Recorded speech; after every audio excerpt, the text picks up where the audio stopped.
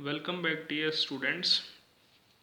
आई hope जो हम पढ़ा रहे हैं वो आपको समझ में आ रहा होगा। अगर आप वीडियो को देख रहे होंगे तो आपको ज़रूर ये सारी चीज़ें समझ में आएंगी और हम कोशिश कर रहे हैं कि और अच्छे से अच्छे तरीके से आपको समझा सकें, घर बैठे ही आप पढ़ सकें और आपकी स्टडी का लॉस ना हो।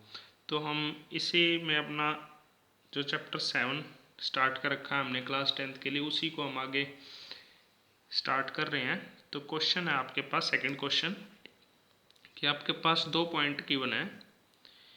ए पॉइंट जिसके कोऑर्डिनेट है -5 और 7, बी पॉइंट जिसके कोऑर्डिनेट है -1 और -3। आपको इन दोनों पॉइंट के बीच का डिस्टेंस निकालना है। तो लास्ट वीडियो में हम डिस्टेंस फॉर्मूला को स्टडी कर चुके हैं कि डिस्टेंस फॉर्मूला क्या था। ठीक है, तो डिस्टेंस अगर ए बी के बीच में निकालना है तो वो क्या होता है, x2 minus x1 plus y2 minus y1 का होल स्क्वायर और ये अंडर रूट। तो ये वैल्यू हो जाती है अपनी x1 y1 x2 y2। Formula आपने नोट डाउन कर दिया। अब x2 की वैल्यू क्या है, -1। अब यहाँ पे ध्यान देने वाली बात है, ये जो माइनस है ये माइनस यहाँ पे एज इट इज आ गया है। अब x1 की वैल्यू आपको पुट करनी है, x1 है -5, जैसा कि आपको स्क्रीन पे दिखाई दे रहा होगा। तो ये दो माइनस यहाँ पे एक साथ हो गए हैं। ठीक है, और दो माइनस अगर एक साथ हो, बीच में मल्टीप्लाई का साइन हो, जैसा कि यहाँ पे है, ब्रैकेट का मतलब मल्टीप्लाई ही होता है, तो वो दोनों आपस में माइनस माइनस कैंसिल आउट करके क्या बन जाता है, प्लस। ठीक है, तो ये जो -5 था इस माइनस की वजह से प्लस का 5 बन गया है। अब प्लस के 5 में अगर आप -1 को ऐड करेंगे तो क्या आएगा, 4, और जब 4 का स्क्वायर करेंगे तो क्या आ जाएगा आपके पास, 16। सिमिलरली आप यहाँ देखेंगे तो y2 की वैल्यू थी 3, y1 की वैल्यू थी 7, माइनस ये वाला माइनस 3 में से 7 गया -4, और -4 का करना है आपको स्क्वायर। अगर आप किसी भी नेगेटिव नंबर का स्क्वायर करोगे तो हमेशा क्या आएगा, पॉजिटिव। तो आपने -4 का स्क्वायर किया तब भी आपके पास क्या आंसर आया, 16। दोनों को ऐड किया, √32। अब ये आंसर भी आपका ठीक है यहाँ तक भी। और √32 को लिखने का एक और तरीका है कि आप इसको लिख सकते हो 2 × 16, और जब 16 अंडर रूट से बाहर जाएगा तो वो क्या बन जाता है, 4। तो आप इसको 4√2 भी लिख सकते हैं। 16 का क्या बन जाता है, 4, जब रूट से बाहर जाता है। तो यहाँ पे आपका ये क्वेश्चन खत्म होता है। काफ़ी इजी क्वेश्चन है, अगर आप ध्यान से देखेंगे तो बहुत ज़्यादा इजी चैप्टर है ये भी, और आपको आसानी से समझ में आ जाएगा। ये मैं आपको पूरा विश्वास दिलाता हूँ कि अगर आप इस वीडियो को एक बार भी देखेंगे तो आपको कंप्लीट ये चैप्टर और क्वेश्चन सारे समझ में आएंगे। ये है आपका नेक्स्ट क्वेश्चन। ए एक टाउन है जिसके कोऑर्डिनेट है 0,6, बी दूसरा टाउन है जिसके कोऑर्डिनेट है 36,15। तो जो ये फर्स्ट वैल्यू होती है, ये x1, ये y1, सिमिलरली ये x2, ये y2। आपको इन दोनों पॉइंट के बीच का, टाउन के बीच का डिस्टेंस निकालना है। तो वही डिस्टेंस फॉर्मूला जो अभी अभी आपने क्वेश्चन ऊपर वाले क्वेश्चन में किया था, तो सेम वही डिस्टेंस फॉर्मूला आप अप्लाई कर देंगे। x1 y1 आपको पता है, x2 y2 आपको पता है, फॉर्मूला आपको पता है, वैल्यूज पुट कीजिए और आंसर को निकालिए। ये आपका होमवर्क रहेगा। इसका आंसर आप कमेंट करके बता सकते हैं अगर आप इसको सॉल्व करेंगे तो डिस्टेंस फॉर्मूला के बेस पे ये कम से कम 4 या 5 क्वेश्चन है आपकी बुक में स्टार्टिंग के, तो आप कोई भी निकाल के देख सकते हो। अगर मान लीजिए आपके पास अभी तक आपने बुक भी नहीं ली है, कई बच्चों के पास हो सकता है लॉकडाउन की वजह से बुक ना हो, तो कोई भी आप अपनी मर्जी से ए की वैल्यू मान लीजिए, कुछ भी जो आपका मन करे, 5,3, 3,4, कुछ भी वैल्यू। बी की ऐसे ही मान लीजिए 10,6, कुछ भी मान लीजिए जो आपका मन करे। खुद अपने पास से आप क्वेश्चन बना के भी सोल्व करके देख सकते हैं कि आपको वैल्यूज पुट करनी आ गई है या नहीं आई हैं। अगर आप करके देखते हैं तो आप मेरे पास कमेंट करके या जैसे भी व्हाट्सएप या कमेंट करके बता सकते हैं कि मैंने ये वैल्यूज़ ली थी, आप मेरा क्वेश्चन चेक कर दीजिए ठीक है या नहीं है। तो अब हम नेक्स्ट क्वेश्चन की तरफ चलते हैं। ठीक है, ये क्वेश्चन नंबर 4 है एनसीईआरटी का। काफ़ी इंपॉर्टेंट क्वेश्चन है, सीबीएसई इसको कई बार एग्जाम में पूछ चुकी है। ठीक है,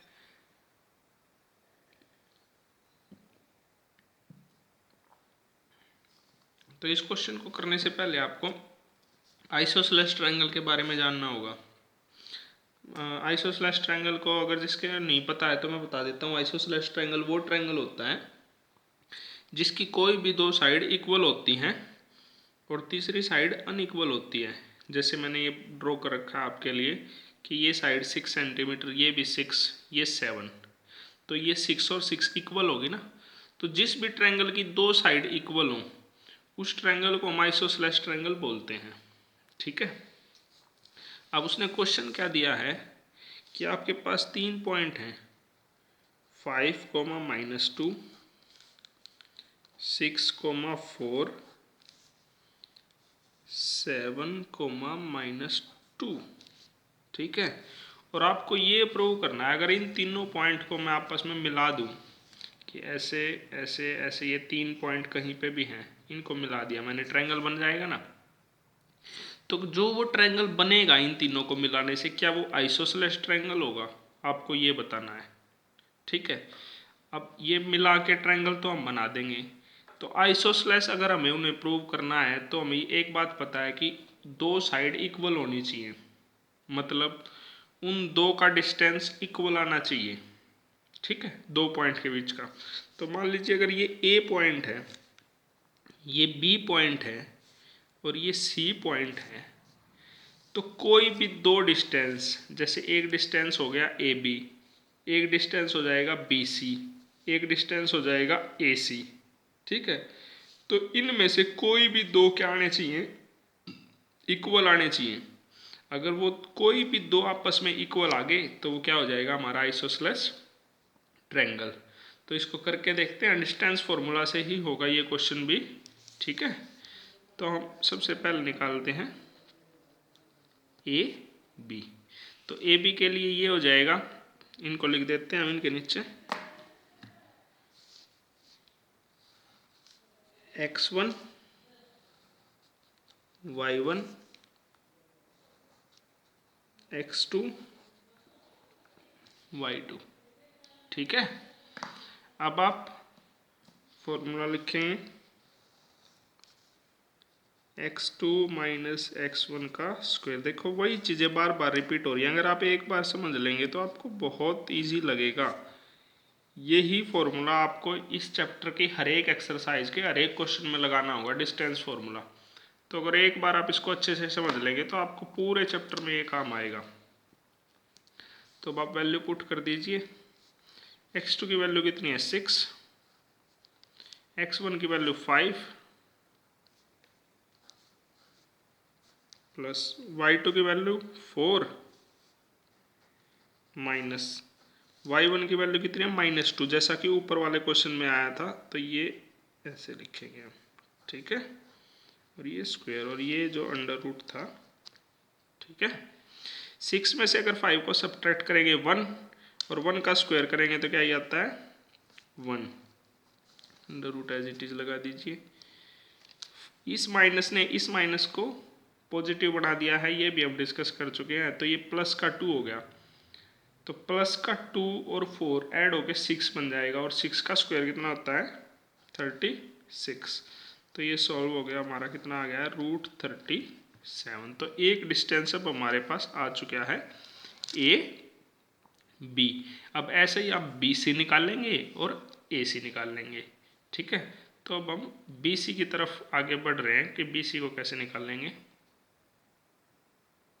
तो ए बी हमारा आ चुका है, √37। अब हम BC निकालते हैं।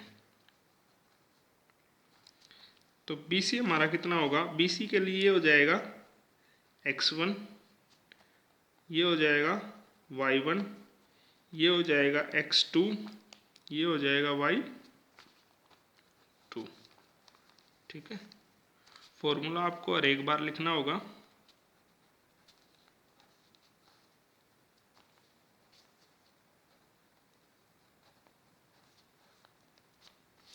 अब वैल्यूज पुट कर दीजिए। x2 की कितनी वैल्यू? 7 माइनस 6 कौन था? x1 square. y2 की वैल्यू कितनी है? -2। और इसमें से आपको क्या सब्ट्रैक्ट करना है? y1 कितना है? -4 था प्लस का, लेकिन इस माइनस की वजह से ये क्या हो गया? -4। y2 की वैल्यू -2, इस माइनस का ये माइनस, और y1 की वैल्यू 4, और ये हो गया स्क्वायर। 7 में से 6 सब्ट्रैक्ट करोगे 1 का स्क्वायर करोगे 1, -2 और -4 ऐड होकर हो जाते हैं -6। -6 का स्क्वायर करोगे तो हमेशा पॉजिटिव वैल्यू आएगी, तो 6 का स्क्वायर हो जाएगा 36। तो इसको भी लिख देते हैं 37। तो ये देखिए, अगर आपने ध्यान हो तो ए बी अभी अभी हमारा √37 आया था, और बी सी भी कितना आ गया हमारा? √37। तो ए बी और बी सी दोनों मैच कर गए हैं। तो अब हम एक काम करेंगे, यहाँ पे क्वेश्चन को नहीं छोड़ेंगे, अभी हमें ए सी और निकालना होगा। क्यों? क्या पता ए सी भी √37 हो जाए। तो अगर ए सी भी √37 आ जाएगा तो ये आइसोसेलेस ट्रायंगल नहीं, फिर हम इसको बोलेंगे इक्विलेटरल ट्रायंगल। तो हमें ए सी भी निकालना होगा। यहीं पे क्वेश्चन को ड्रॉप नहीं कर देना है कि दो साइड इक्वल आ गई है, क्या पता तीसरी भी इक्वल हो। ठीक है, तो इसलिए हम ए सी को भी फाइंड आउट करेंगे। तो ए सी के लिए ये क्या हो गया? x1, ये कौन हो जाएगा? y1, ये x2, ये y2। तो x2 माइनस x1 का होल स्क्वायर। ठीक है, x2 की वैल्यू 7 में से सब्ट्रैक्ट करना है 5 होल स्क्वायर। y2 की वैल्यू -2, उसमें से सब्ट्रैक्ट करना है आपको माइनस का -2। ठीक है, ये यहाँ पे एक बार ध्यान दीजिएगा, दोबारा मैं जहाँ बोलता हूँ थोड़ा सा आप ध्यान दीजिए।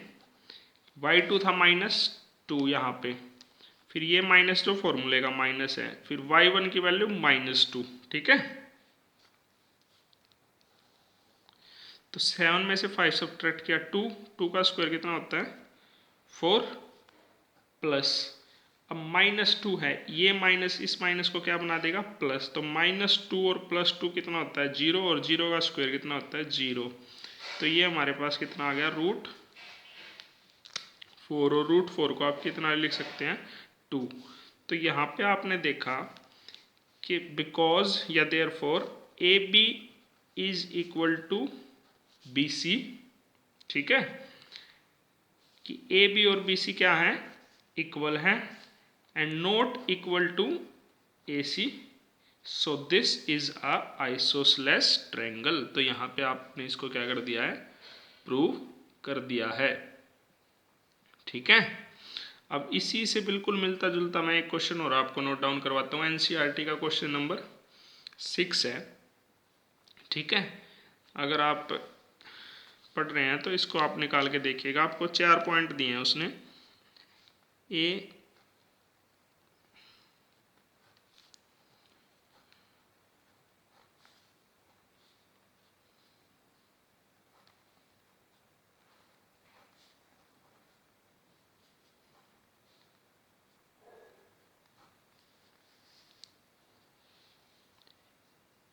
बी सी और डी।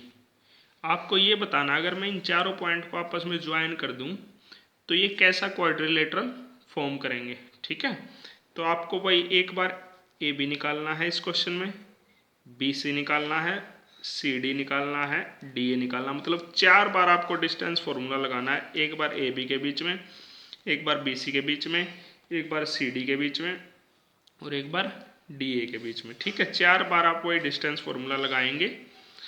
अगर ये चारों साइड बराबर आ गई तो स्क्वायर हो जाएगा। अगर आमने सामने वाली साइड इक्वल आती हैं तो रेक्टेंगल हो सकता है। ठीक है, तो इस हिसाब से आपको वो क्वाड्रिलेटरल बताना होगा। तो अगर आप इसको सोल्व करके देखेंगे तो आपको पता चल जाएगा। ये ऐसे ऐसे NCERT में 3 क्वेश्चन दे रखे हैं। क्वेश्चन नंबर 6 के 3 पार्ट हैं, ऐसे ही 4 पॉइंट दे रखे हैं। ठीक है, तो जिसके पास अगर बुक नहीं है तो वो ये नोट डाउन कर सकता है और इसको सोल्व करके देख सकता है। 4 बार आपको क्या लगाना है इसमें, डिस्टेंस फॉर्मूला। तो यहाँ पे आपके 6 क्वेश्चन खत्म होते हैं एक्सरसाइज 7.1 के। आज की वीडियो को यहीं पे एंड करते हैं। बाकी next time stay home, stay safe. Thank you very much for watching the video.